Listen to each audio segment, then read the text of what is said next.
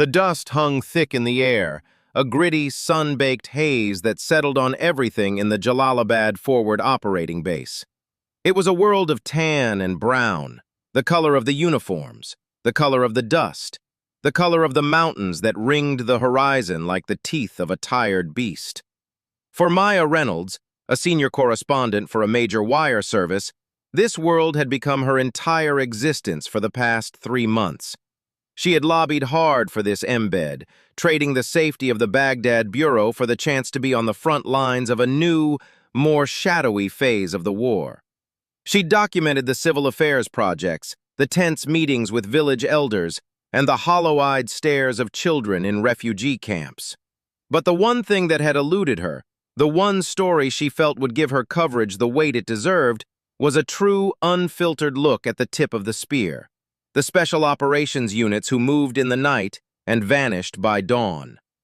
Her request to embed with a SEAL team had been met with the usual runaround from public affairs officers. Too risky, too classified, too logistically difficult. They had given her access to conventional infantry units, and she was grateful for it, filing stories that were honest and impactful. But she was a professional, and she knew the difference between the story she was getting and the story that was out there. Her editors back in New York were pleased with her work, but they, like her, were always pushing for more. They wanted the human story of the elite warrior. She wanted the truth behind the curtain. That's how she found herself here, on a sweltering afternoon, sitting across a rickety wooden table from a man who was the very embodiment of that curtain. He wasn't wearing a uniform, just a simple gray t-shirt and cargo pants. His name was Nate, and he was a senior chief petty officer with an East Coast-based SEAL team. They had been introduced by a mutual acquaintance, a grizzled CIA paramilitary officer Maya had befriended in Baghdad who vouched for her. It was an off-the-record meeting, a get-to-know-you chat that could, maybe, possibly, lead to something more. Nate was broad-shouldered and quiet, with eyes the color of a winter sky that seemed to take in everything in the room without ever seeming to look directly at it. His hands, resting on the table, were a roadmap of scars and calluses. "So you want to know what makes us tick, Ms. Reynolds?" Nate's voice was a low rumble, devoid of the bravado she often heard from younger soldiers. "Please call me Maya," she said, leaning forward, her digital recorder placed conspicuously on the table between them. He glanced at it, then back at her. "And yes, that's the idea. Not the tactics, not the operations. The men. What it's like to live this life." He was quiet for a long moment, the silence filled by the distant thump, thump, thump of a helicopter on the runway. "It's not something you can just bottle up and explain in an interview," he finally said. "It's 1,000 little things. The weight of the gear, the smell of jet fuel, the way your back aches from lying on a rooftop for 18 hours. And the faces. You never forget the faces." Maya felt a familiar thrill. This was it. This was the unvarnished truth she craved. She asked careful, open-ended questions, and Nate answered them with a deliberate honesty that was more powerful than any Hollywood war story. He spoke about the brotherhood, the terrifyingly beautiful competence of the men he served with, and the profound loneliness of being so far from home for so long. He talked about his wife, a high school art teacher back in Virginia Beach, and his 6-year-old daughter, Chloe, whose drawings were taped to the inside of his locker. He was, in every sense, a man utterly comfortable in his own skin, a man who had made peace with the violence in his life because he believed it protected the gentle things he loved. The conversation was winding down. Maya felt she had gotten more than she'd hoped for. She was about to reach for her recorder and thank him when the world outside their quiet bubble violently intruded. A deafening, ear-splitting alarm began to blare across the base, a sound that was part air raid siren, part frantic animal wail. It was immediately followed by the deep, throaty crump of an explosion not too far away, the sound of the ground itself groaning in protest. Then another, and another. In the space between one heartbeat and the next, Nate transformed. The contemplative, soft-spoken man vanished. The man who now sat before her was all coiled muscle and hyper-focused intent. His eyes, previously so calm, were now scanning, calculating, cataloging threats. He was on his feet before Maya could even process what was happening, his body angled towards the door.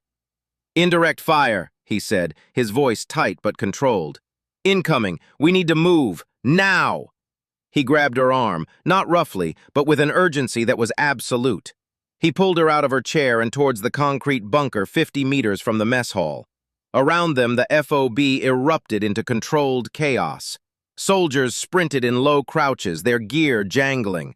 Maya's heart hammered against her ribs, a frantic, panicked bird.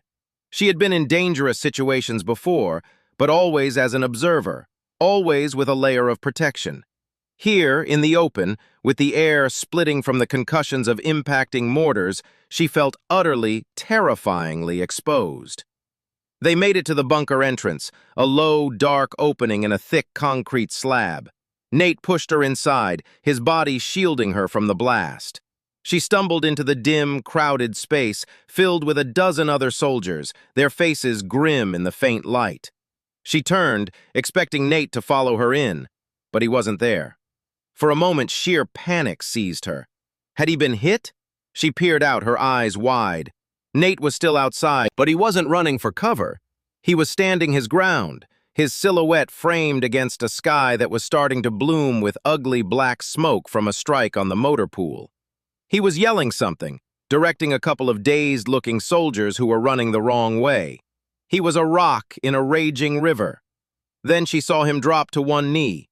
A young soldier, a private Maya recognized from the mess hall, was crumpled on the ground about 20 yards away, hit by shrapnel. Nate was at his side in an instant, his hands moving with practiced efficiency, checking for wounds, applying pressure. Another mortar round whistled down, impacting terrifyingly close, spraying dirt and debris. Maya flinched, covering her head. When she looked up, she saw Nate was still there, still hunched over the wounded man, using his own body as a shield. The attack seemed to last an eternity, but in reality it was probably only 5 or 6 minutes. As suddenly as it began, the whistling stopped. The only sounds now were the shouts of medics, the crackle of radios, and the low moan of the wounded. The FOB's emergency response team was already moving, and within minutes, they had reached Nate and the injured soldier. Maya watched as he helped lift the young man onto a stretcher, his t-shirt now smeared with blood that wasn't his own. Nate jogged back towards the bunker, his chest heaving. He ducked inside, his face etched with a hard, cold anger. He scanned the interior until his eyes found Maya, still pressed against the concrete wall.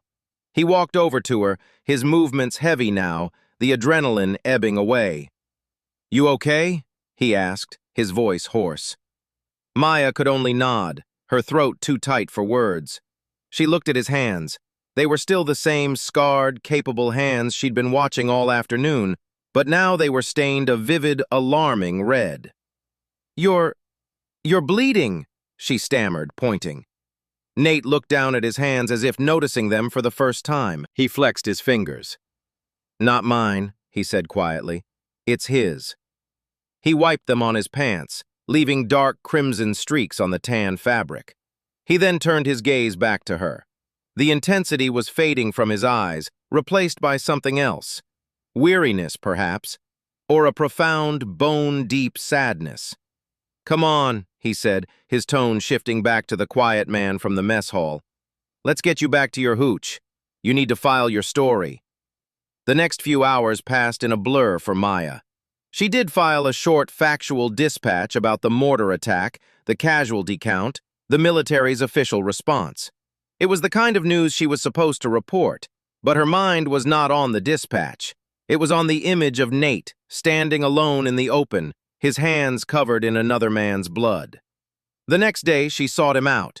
She found him near the armory, cleaning his service rifle with the same meticulous care she'd seen him use when discussing his daughter's drawings. He looked up as she approached, a flicker of recognition in his eyes. "Thought you'd be on your way to a new story by now," he said, not unkindly. "I wanted to thank you," she said, "for getting me to the bunker, for everything." He gave a slight nod, accepting her thanks without ceremony. Just part of the job. No, it wasn't, Maya insisted, her reporter's instinct overriding her gratitude. It was more than that. You went back out. You put yourself in the line of fire for that kid. Why? Nate was quiet for a long moment, running an oiled rag along the barrel of his rifle.